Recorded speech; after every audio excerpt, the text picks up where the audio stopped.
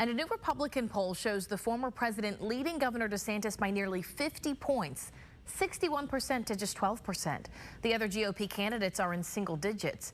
Our political editor Craig Patrick has insight from Fox 13 pollster Matt Towery on why the indictments are not pulling down Trump's numbers, Craig. Sure, and before we get into that, for background, Matt Towery started polling for Fox 13 back in 2015 and has consistently ranked among the most accurate in the nation ever since. Bear that in mind. And by the way, in the numbers, he's seen some slight downward ticks for Trump.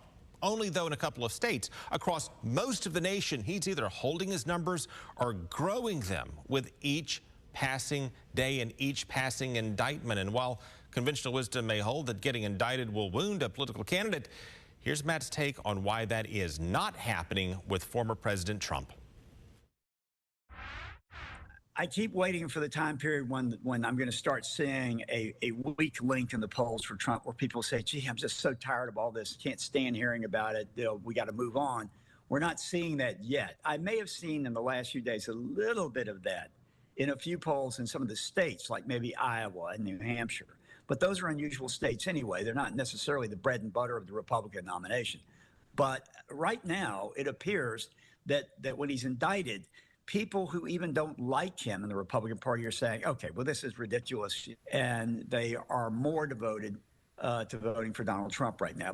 And of course, the polls are tracking Trump's position after repeatedly getting indicted. But Matt said even if Trump gets tried and convicted before the election, he does not expect that to weigh down his support among most Republicans either.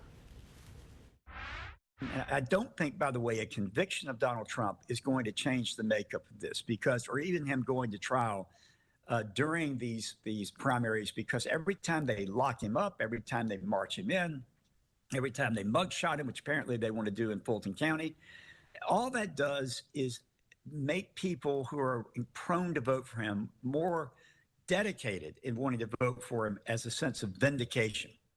That puts the other Republican candidates in a very challenging position, to say the least. So in next week's debate, look for Governor DeSantis and maybe a couple of the others to possibly pivot from criticizing Trump as much as they have to defending him more than they have. We know that's what DeSantis Super PAC advised him to do in debate tips that it posted online. We'll see if that follows suit.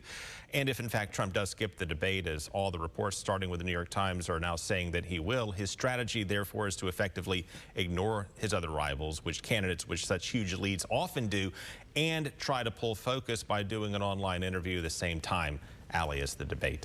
All right, so Craig, what are the top issues for voters according to the polls? Pretty consistently, I'll start with an Emerson survey of New Hampshire voters. Specifically, it's the economy and it's inflation, which of course is the economy. It's the cost of housing, which all relates again to the rising cost of things. That by far would be the driving issues, and really collectively the issue that we're seeing that may drive voting behavior. That's one state, but we're seeing it in poll after poll, in national surveys, and state by state as well.